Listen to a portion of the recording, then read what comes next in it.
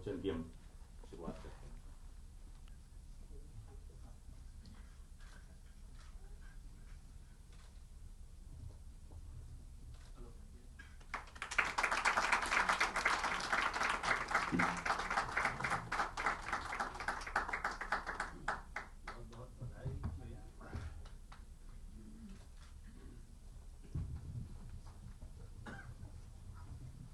शिवेंद्र जी की वैसे ये दूसरी किताब है। पहली एक किताब आई थी, ये जो है पाकिस्तान, जो पाकिस्तान के इन्होंने दौरे किए थे, खासतौर से क्रिकेट को लेकर, तब उसको लेकर, उन सारे मामलों को लेकर उन्होंने किताब लिखी थी।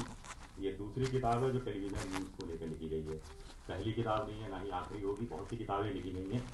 मैं शिवेंद्र जी को ही आमंत्रित करता हूँ, वो बताएं कि आखिर उनकी किताब को लोग क्यों पढ़ें।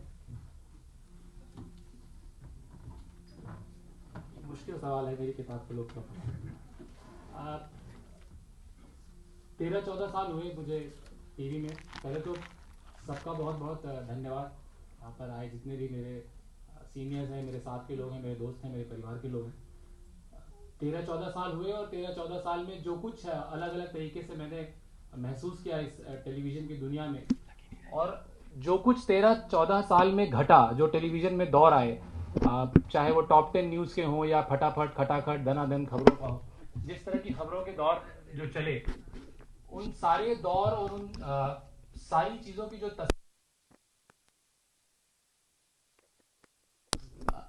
इसलिए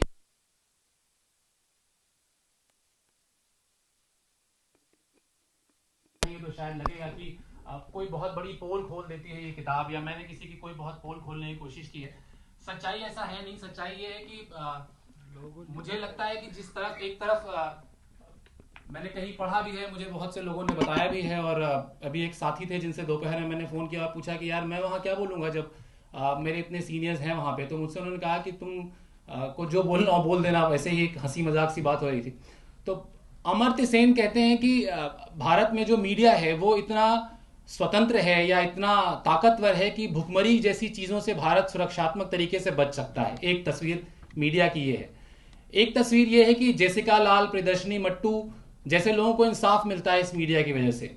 एक तस्वीर ये है कि चैनलों के दबाव कह लें या कवरेज के तरीके की वजह से राष्ट्रपति को कहना पड़ता है कि प्रिंस को बचाना है। लेकिन एक तस्वीर ये भी है जहां पर एक लिरिक्स गानों की लिरिक्स लिखने वाला लिखता है कि टीवी पे ब्रेकिंग न्यूज मेरा घाघरा। तो ये घाघरा जो ब्रेकिंग न्यूज बन जाता है, ये शिकायत है। और ये शिकायत मैं उसी माध्यम का हिस्सा हूं, इसलिए मुझे अपने आप से भी है और उन लोगों से भी है जो कि इस माध्यम की दशा और दिशा को तय करते हैं। तो मुझे लगता है मैं ज़्यादा वक्त ना लूं, और चूंकि हमारे पास 3 बहुत वरिष्ठ लोग हैं, विजय जी को ही मैं आमंत्रित करता हूं कि विजय जी आएँ और विजय जी इस परिचर्चा का संचालन करें, परिचर्चा को आगे बढ़ाएं। और मैं नीचे बैठता हूं क्योंकि मैं ऊपर बैठने के लायक हूं नहीं अभी। अरे नहीं, आप प्लीज। अरे सर बस दूल्हा सर के साथ कभी झेलना नहीं चाहिए।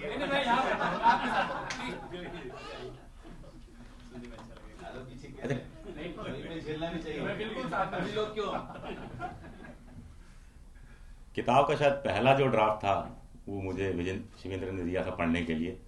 तो उसमें कुछ मुझे नया इस हिसाब से लगा कि लिखने का अंदाज बिल्कुल अलग है।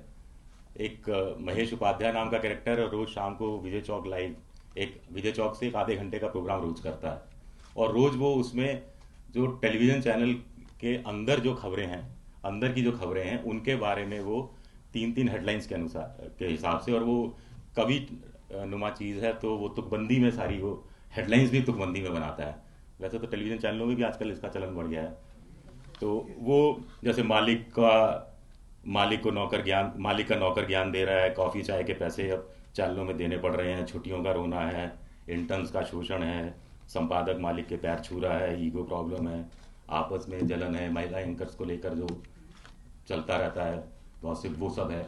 लेकिन ये सब तो है, लेकिन मुझे सबसे अच्छा इसमें लगा एक प्रसंग, किताब बिक जाएगी ना प्रसंग बन के बाद, वो सबसे अच्छा लगा कि जिसमें जो महेश उपाध्याय कैरेक्टर, वो किसी के यहाँ, उनकी एक डियर जी है जिनके यहाँ वो जाता है, तो वहाँ पर एक कुछ नौकरशाह आए हुए होते हैं, और जो आपस में बहस होती है वो मुझे सबसे अच्छा इसमें अंश लगा कि जिसमें वो कहते हैं कि भाई टेलीविजन चैनल वाले तुम लोग बकवास करते रहते हो, दिन भर कुछ भी दिखाते रहते हो, लंबा चौड़ा एक छोटी सी चीज़ को बहुत बढ़ा चढ़ा कर दिखाते हो। फिर वो महेश प्रियदर्शनी मट्टू और इन सब का उदाहरण देता है, जसिका लाल, विकास यादव, ये सारे बताता है और फिर कहता है कि तुम लोग क्या करते हो, कोई रेल दुर्घटना होती है, कोई पुल गिर जाता है, कोई दूसरी दुर्घटना होती है तो सरकार एक कमीशन बैठा देती है, तुम्हारे जैसे नौकरशाह उसको हेड करते हैं, महीनों तक उस फाइल पर बैठे रहते हैं, आप लोग क्या करते हो देश के लिए। तो ये कुछ चीज़ें हैं और आगे जाके शिवेंद्र अपनी किताब को और खोल देते हैं कि विजय चौक एक चौक है, 4 दिशाएं हैं उसकी, एक संसद भवन जा रहा है, एक राष्ट्रपति की तरफ जा रहा है, एक राजपथ की तरफ जा रहा है, लेकिन जनपथ की तरफ कोई रास्ता शायद वहां से नहीं जाता है। और जो राजपथ जो इंडिया गेट की तरफ जा रहा है उस पर भी जो अभिव्यक्ति की आज़ादी थी, उस पर किस तरह से पुलिस का दमन हुआ, कैसे रोक लगाई गई पिछली बार जो आंदोलन हुआ था उसे लेकर।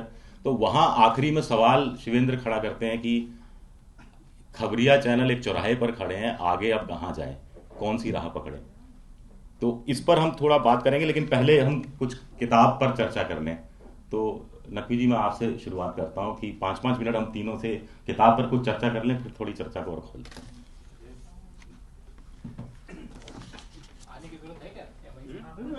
नहीं, गोष्ठी का शिष्टाचार अलग है, वो अध्यक्ष सबसे अंत में बोलता है। नहीं, यहाँ हम शुरुआत कर रहे हैं किताब की चर्चा की। ये वाली वैसी गोष्ठी नहीं है, ये संवाद रखना चाहिए। हाँ, संवाद वाली आप झेल सके ज्यादा।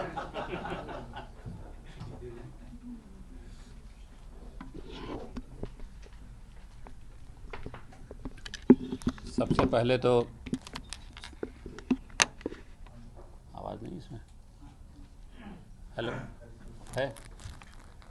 सबसे पहले तो शिवेंद्र जी को बधाई एक नए उपन्यास के लिए, और इसलिए भी और ज़्यादा बधाई कि ये उपन्यास अपने ही ऊपर लिखा गया है। और जिस दुनिया में मीडिया है आज, उस दुनिया की बहुत सारी परतों को खोलता भी है।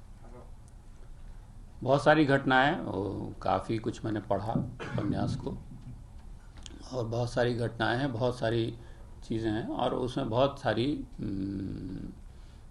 सच्चाइयाँ भी हैं, उसको नकारा नहीं जा सकता। और उसको पढ़ने के बाद एक बार मतलब ऐसा लगता नहीं कि बहुत सारी चीज़ें गलत हैं, पर थोड़ी चिंता होती है। चिंता ये होती है कि मीडिया के बाहर जो मीडिया के बारे में विचार है, वो विचार अपनी जगह है। मीडिया के अंदर मीडिया के बारे में जो विचार है, वो विचार इस जो किताब है, और ये किताब भी, और इससे पहले भी एक किताब आई जो दोस्त हमारे Prabhash Shunglu, news room live, तो दोनों किताबों के जो मोटे तौर पे जो विषय वस्तु है लगभग एक ही है। मतलब उसमें भी उसी प्रकार की बातें हैं कि कैसे मीडिया के अंदर स्टाफ का शोषण होता है, तमाम तरह का शोषण उसमें शामिल है।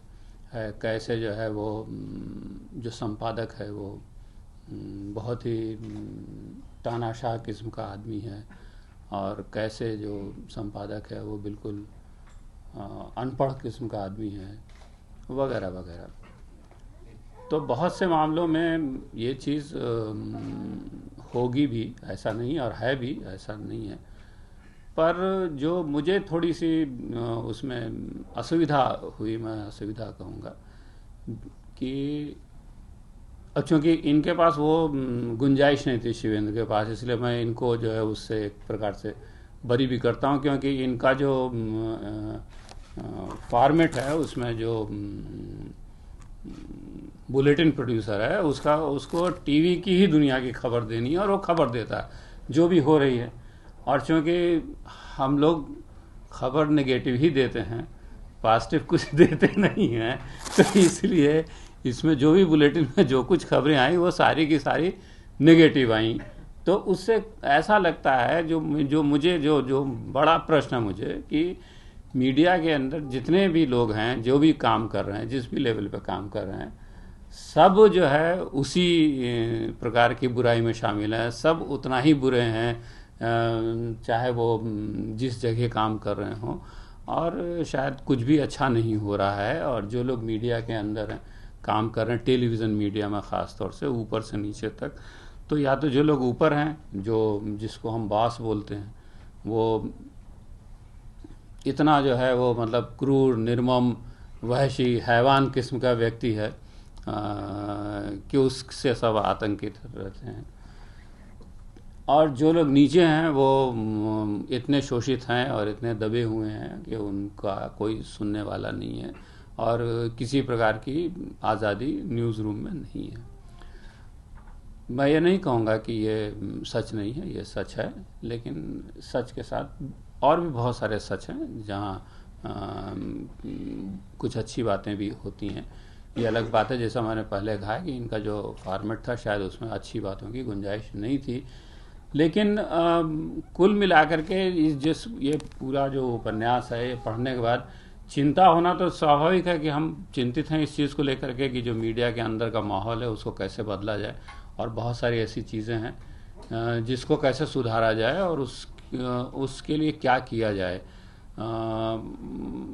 और टेलीविज़न मीडिया में ये बात ख़ास तौर से है, मतलब प्रिंट मीडिया में ये बात उतनी नहीं है, टेलीविज़न मीडिया में ये बात ख़ास तौर से हर स्तर पे महसूस की जाती है। और इसका क्या समाधान हो ये समझ में नहीं आता, क्योंकि जब भी आप देखते हैं आसपास उसमें, और ख़ास तौर से जिस तरह से जो है टेलीविज़न चैनलों की भीड़ बढ़ती जा रही है और नए नए चैनल आते जा रहे हैं, तो एक प्रकार से जो क्वालिटी को लेकर के या गुणवत्ता को लेकर के जो मानक हैं वो सारे के सारे ध्वस्त होते जा रहे हैं। मतलब जो चैनल लॉन्च कर रहा है, जो प्रमोटर है, उसको चिंता नहीं है। और एक अजीब सी स्थिति है, अजीब सी स्थिति ये कि जहाँ पर जो मालिक है वो संपादक हो जाता है, या जो पत्रकार है वो मालिक हो जाता है। तो पत्रकार के मालिक होने की स्थिति तो बड़ी अपने आप में सुखद लगती है। ऐसा नहीं कि वो कभी हम लोगों ने, जब हम लोग आए थे पत्रकारिता में, तो हमने थोड़ी सोचा था, हमने तो संपादक बनने को भी नहीं सोचा था, लेकिन ये कि सब पत्रकार एक दिन मालिक हो जाए और सीईओ हो जाए, ये हमने नहीं सोचा था। आज वो स्थिति है। उन सब के बावजूद जो पत्रकारों की स्थिति है संस्थानों के अंदर काम करते हुए, वो स्थिति अच्छी नहीं है। तो उसका क्या कारण है? उसका कारण यही हो सकता है कि कुछ हमारे जो बुनियादी ढांचागत कुछ समस्याएं हैं। ढांचागत समस्या है कि जो भी स्ट्रक्चर है, जो लोग जिस जगह पे हैं, क्या वो लोग उस जगह पे वहाँ होने के लिए उनके पास उतनी योग्यता है, वैसा होना चाहिए। जैसे मान लिया कि हम संपादक को एक परिभाषित करें मोटे तौर पे कि भाई संपादक का क्या मतलब होता है, क्योंकि संपादक ही किसी संपादकीय विभाग का प्रमुख होता है। तो हम लोग जो समझ के बड़े हुए संपादक के बारे में, तो कम से कम 2-3 गुण संपादक में माने जाते रहे। एक तो यह कि उसको जो देश और विश्व, इसकी समस्याओं की, इसके मामलों की थोड़ी बुनियादी समझ हो, वो जानता हो कि साहब देश और दुनिया की क्या समस्याएं हैं। उसे अपने आसपास का जो पर्यावरण है, अपने आसपास का जो माहौल है, अपने आसपास का जो समाज है, उसकी समस्याओं की जानकारी हो और उन कारणों का पता हो कि किस कारण से ये समस्याएं हैं। केवल जानकारी होना ज़रूरी नहीं है। दूसरी बात, उसे खबरों की समझ हो और उसे ये समझ हो कि हाँ, हम जो खबरें दे रहे हैं और जिस रूप में दे रहे हैं, उसका समाज पर नेगेटिव या पॉजिटिव, नकारात्मक या सकारात्मक क्या प्रभाव पड़ सकता है, क्या नहीं पड़ सकता। और किसी समाचार को, चाहे वो कैसा भी हो, मतलब बहुत ही मान ले दंगों का समाचार हो या किसी प्रकार का समाचार हो। हमारे देश में बाबरी मस्जिद गिरने जैसी घटना हो चुकी है। ऐसी घटना को रिपोर्ट तो आप करेंगे, ऐसा है नहीं कि रिपोर्ट नहीं करेंगे। किस प्रकार उसको रिपोर्ट किया जाए कि घटना रिपोर्ट भी हो, लोगों को पहुँचे भी, और लेकिन उससे जो है वो सांप्रदायिक तनाव या उस प्रकार का तनाव या उस प्रकार का विषाद या उस प्रकार का जहर जो है वो माहौल में ना घुले। संपादक का काम ये देखना, ये तय करना कि इस चीज़ को, इतनी बड़ी घटना हो गई, हम कैसे रिपोर्ट करें। तो संपादक में ये संवेदनशीलता होनी चाहिए और ख़बरों की समझ होनी चाहिए कि कौन सी खबर महत्वपूर्ण है, किस खबर को हमें कितना समय देना है, कितना महत्व देना है, और उसके बाद उसको भाषा की समझ होनी चाहिए कि भाषा क्या होनी चाहिए, किस भाषा में उसे हमें देना है। ये बड़ा महत्वपूर्ण सवाल है भाषा का, क्योंकि उसी चीज़ को आप गलत भाषा में गलत तरीके से पेश करेंगे तो उसका गलत प्रभाव होता है। तो अब अगर हम जब संपादक को नियुक्त करते समय अगर हम ये ना सोचेंगे कि नहीं इस तरह की एक न्यूनतम योग्यता होनी चाहिए, और उसके बाद आप एक ढांचा बनाएंगे, तो जाहिर सी बात है कि वो ढांचा जो है वो सही नहीं होगा और उसके अपने दोष होंगे और वो दोष दिखेंगे भी। तो आज के टेलीविज़न में जो मेरे ख्याल से बाज़ार का जो दबाव है वो अपनी जगह है, पर बहुत सारी चीज़ों का जो हमारे यहाँ हो रही हैं और जिनकी चर्चा इस किताब में है, उनमें से बहुत सारी चीज़ों का बाज़ार के दबाव से कोई लेना देना नहीं है। उनमें से बहुत सी चीज़ों का संबंध जो ढांचा है मूलतः संपादकीय विभाग का और उनकी जो आपस में जो भी संबंध है उनमें उनके कारण है, ये मुझे लगता है।